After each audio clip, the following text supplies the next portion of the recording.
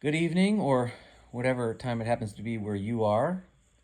My name is Argo Vermeer, and this is my YouTube channel. And I'm going to finish up the series I'm doing on the voting game and why you can't win it. And today the subtitle is The Ethical Contradiction That Precludes Any Benevolent Act of Government. So I'm here with my notes and my vegetable shake, which is exactly what it sounds like. I take various vegetables and I grind them up in the blender with water, and then I add about 5 capfuls of lime and some ice and drink it down. As you could probably tell from these videos, I'm not a very particularly interesting or exciting man. The kind of guy that spends most of his time examining ideas and doctrines and assertions and assumptions and theologies and institutions according to their metaphysics, or their fundamental metaphysical assumptions, the assumptions they make about the nature of man and reality and God, if applicable. It's not exactly the life of the party, but the one thing that seems to fascinate people are these vegetable shakes that I do. And I only drink these because I hate eating salad. So I get my vegetables by every other day, grinding up kale, collard greens, broccoli, carrots, celery, lettuce, and various other things depending on the day, but those are my staples. I grind them up in the blender and put some lime juice in there because you can't drink it without lime juice. It's way too disgusting. And then, like I said, I put it in a glass and I add some ice cubes and I stir it up and I drink it down. It keeps everything moving. Let's just leave it at that. So I guess people are fascinated by this because maybe it's so disgusting. People are fascinated by the grotesque, perhaps. But at any rate, these vegetable shakes, let's just say they get the job done in many ways. Good for your health. They're kind of disgusting, but after you've done it for a few years, they sort of grow on you. All right, well, enough of that. I don't want to bore you with a lot of that kind of stuff. Okay, so now last time I said one of the arguments against the idea that anything benevolent can really come out of government, which is what I assert, because I think government is a malevolent institution in all of its forms, because the metaphysics, the assumptions it makes about man and reality, these root assumptions about the nature of man and reality that inform all government, are rationally in error. They are false and erroneous metaphysics, which means they function according to the definition of man, or a definition of man, which is false. Therefore, the institution of the state, of government, of political ruling classes is always an anathema to the truth of human existence and human nature. And because it is fundamentally in its nature, that is government, the state, in all of its forms, because regardless of the iteration of government, the metaphysics are exactly the same, because it is fundamentally in its nature anathema to man, to humanity, the institution of the state is fundamentally malevolent, even if your ruling class is filled with good people. You can take the best, most moral and benevolent people in the world, but if you put them into an institution that is by its very existence antithetical to human life, they are going to operate in a way that is antithetical to human life. This doesn't make them bad people. This doesn't make them people that we hate or loathe or wish harm on. Not at all. It is, when I say the political ruling class or the political elite, I'm looking at them as an institution, not as individuals. I am nonviolent and law-abiding, as should you be. But one of the arguments against this idea that there's nothing benevolent that can come from the state is sometimes you hear, well, we ended slavery. We finally got the government to abolish slavery. We got the government to grant women's suffrage. We got the government to abolish Jim Crow and segregation and pass the civil rights legislation, the civil rights laws. And, if you're conservative Christians that are asking you to vote strategically this election and not necessarily your conscience, The argument is that, look, we know you might have a problem, say, with abortion, and Trump might not be the anti-abortion candidate that you want, but if you vote for him and you vote strategically, we can maneuver our government into a place where it will abolish abortion, something like that. And I understand that this argument sounds, it's a convincing argument that many intelligent men and women fall for, because you can objectively point to the fact that, yes, government did abolish slavery. It did grant women suffrage. It did end segregation. It's important to keep in mind, however, that all of these things were fundamentally government programs. The institution of slavery was supported by the state. The slave trade was supported and upholded by the state. Denying the women the right to vote was also a government program. Legally, you could own slaves. Legally, you could prevent women from voting. Legally, you could have segregation. Jim Crow laws were state-sponsored. And you can't make any distinction between the state government and the federal government because they're both government, you see. And as I said, all governments have the same metaphysics. So they function the same way. Your political ruling class is the same fundamentally at the state level as it is on the federal level. So it's important to understand that slavery, anti-women's suffrage, pro-Jim Crow and segregation, these were functions of the government fundamentally. They were in many ways funded, and they were legally enforced by the state. So these things are products of government, inexorably. I've argued, and I won't do it now because I don't want to get into the details because that's a separate video, but I've argued that these things would not exist in an individualist society, a voluntarist cooperative society, because these things, slavery, rejecting women's participation in the political sphere, segregation, denying access to people based on some immutable characteristic, some immutable group identifying characteristic. These are things that are anathema to the metaphysics that inform voluntarist, stateless societies, to quote the, you'll often hear about the stateless society from our anarchist friends or other voluntarist movements. I'm not a movement, but you know what I mean. So these are, in other words, products of collectivist metaphysics. Slavery being anti-women's vote, pro-segregate or segregate laws for segregation, Jim Crow, black codes, things like that. These are all functions of collectivist metaphysics, and therefore they are the purview of government in societies which are governed, because governments represent the supreme authority of a society rooted in collectivist metaphysics. So all of these things were government programs. So remember this. These things that the government has abolished were once products of that same government. Okay?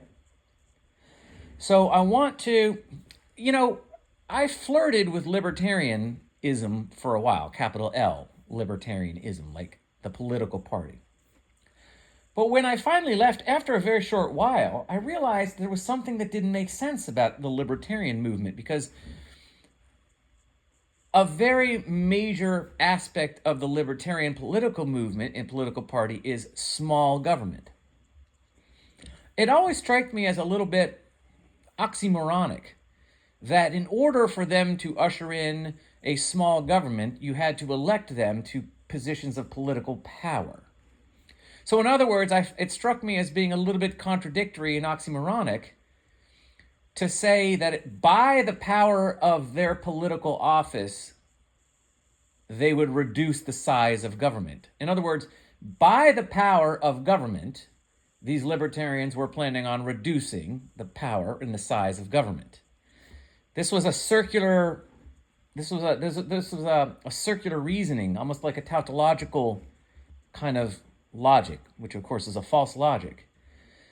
In order to decrease the size of the state, you have to appeal to the exact same power and authority that expands it. This is a contradiction. You see, this is circular.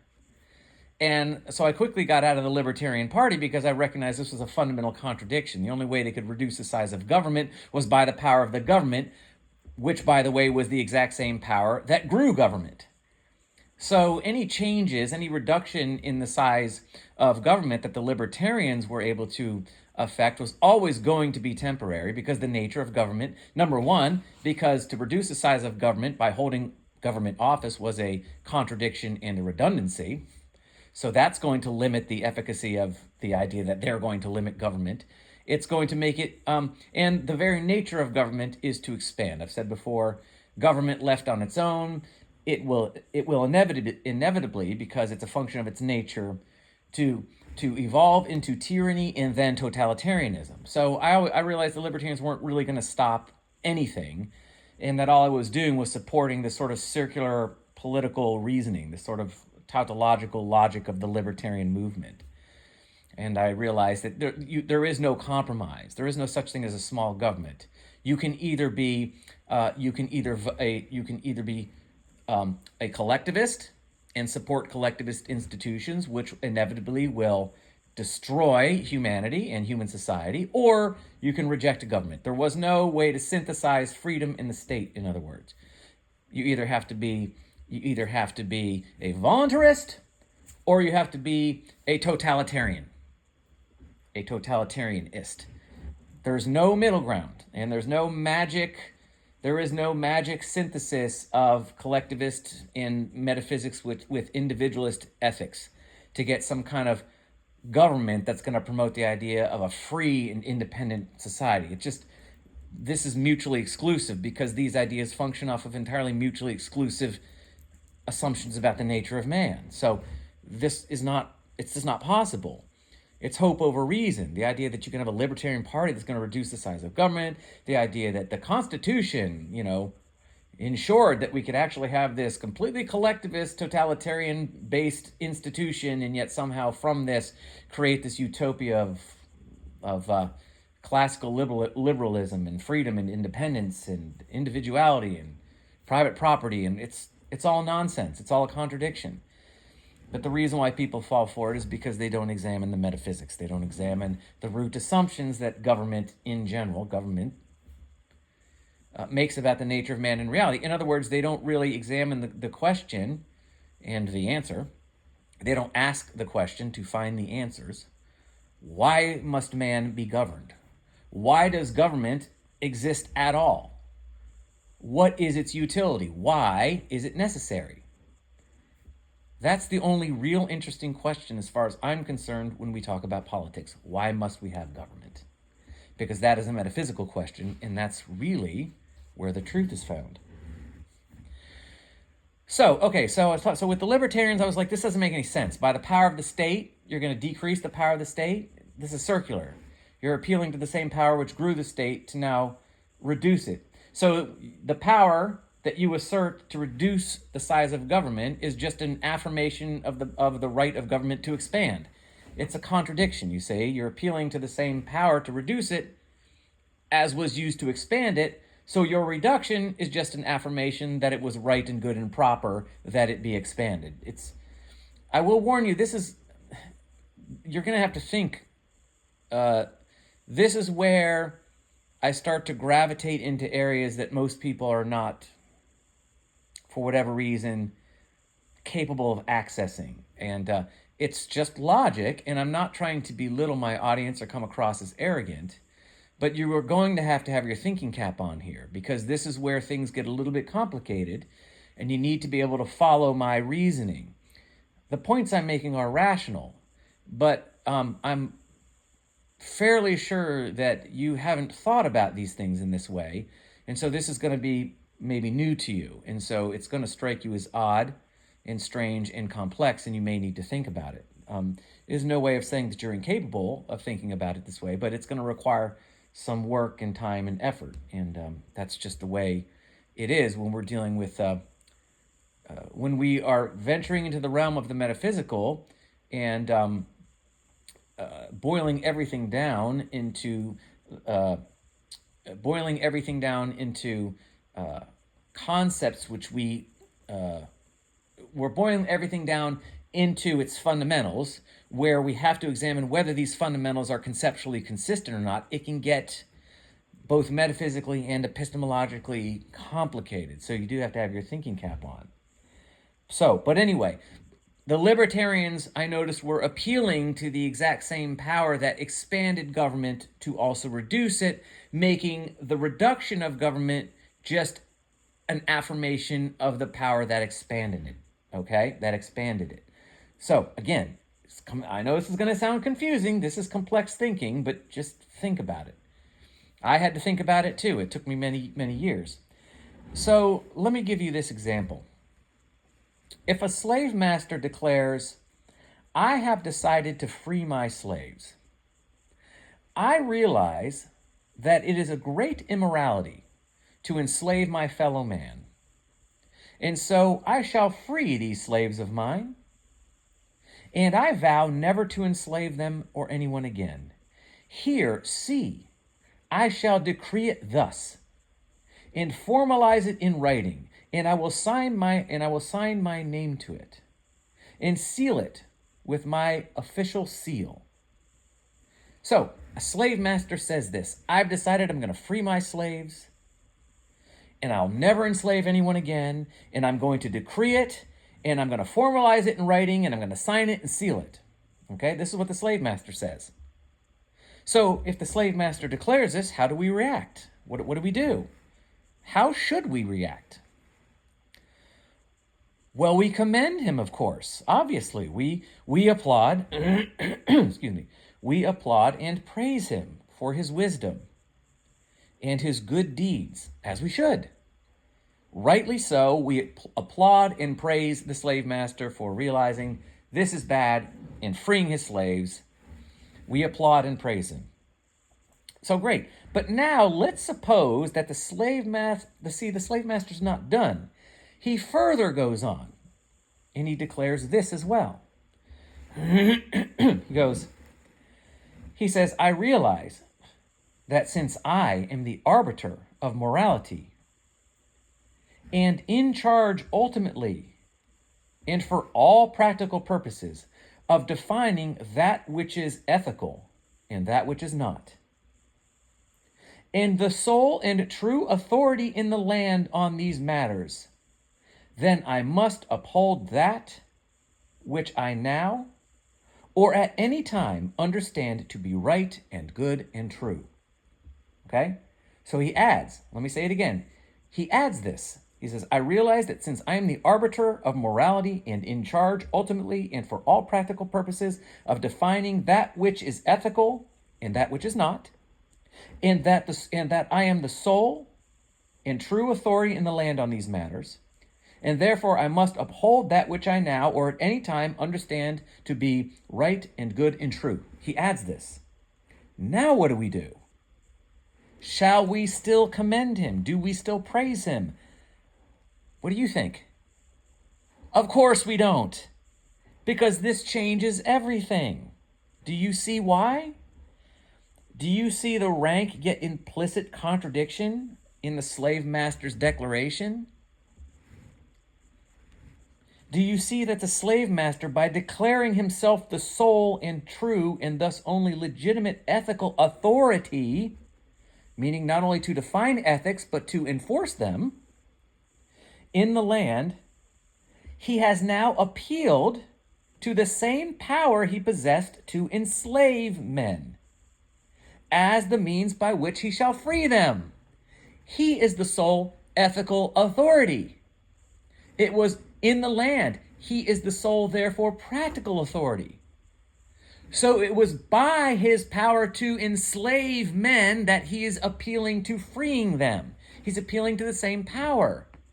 He's saying, I am the sole ethical authority.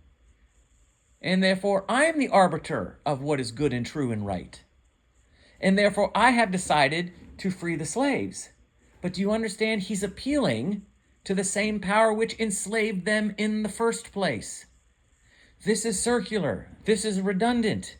This is a contradiction.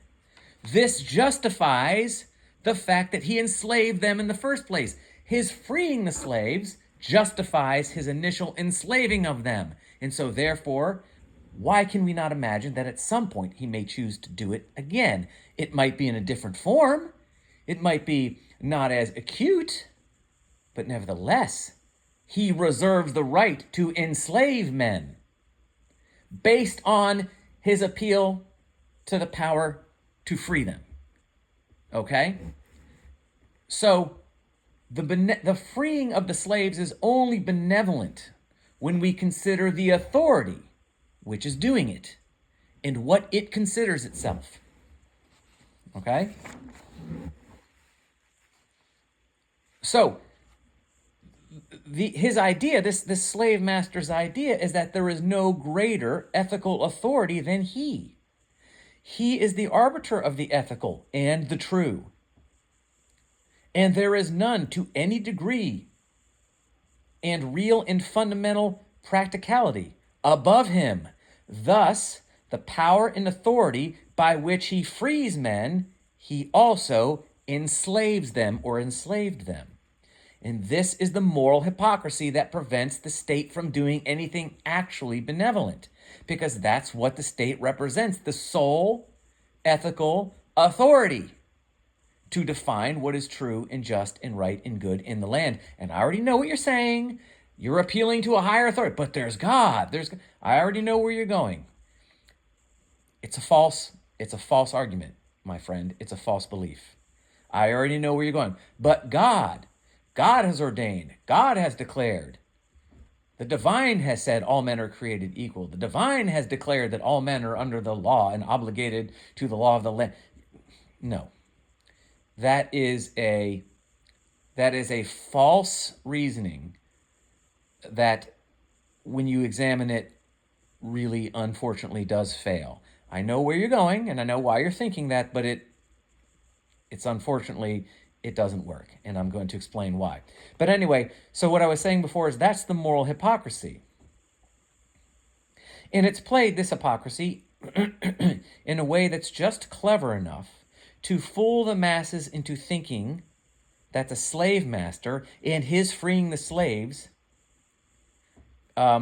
is an act of real benevolence, when all he really did by freeing the slaves is fundamentally affirm his right to enslave them in the first place. There's nothing benevolent about this at all. It's simply an appeal to power. There's nothing moral about it. The authority which freed them is the same authority which enslaved them. And thus the freeing of them is really just a rank declaration of the authority to enslave them. The freeing of the slaves represents an affirmation of government's right to enslave them, or, sorry, not government, this is an allegory for government, but the freeing of the slaves is, in this case, merely a perverted affirmation of his right to enslave them and own them. Okay?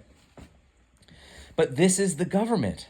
This is the benevolent act of the state freeing the slaves, going back to when the government freed the slaves, and granting women suffrage, and passing civil rights legislation. All of this is really at root and ultimately nothing more than the government asserting the power and authority to do the opposite.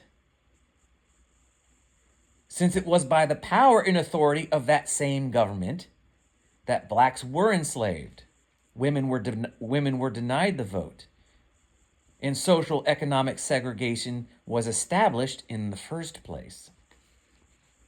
Because government is, and by its very nature, will and shall declare, even if only implicitly, as in the case of the representative republic. So government is, and by its very nature, shall declare itself to be the sole true and legitimate ethical, and specifically legal, authority in the land.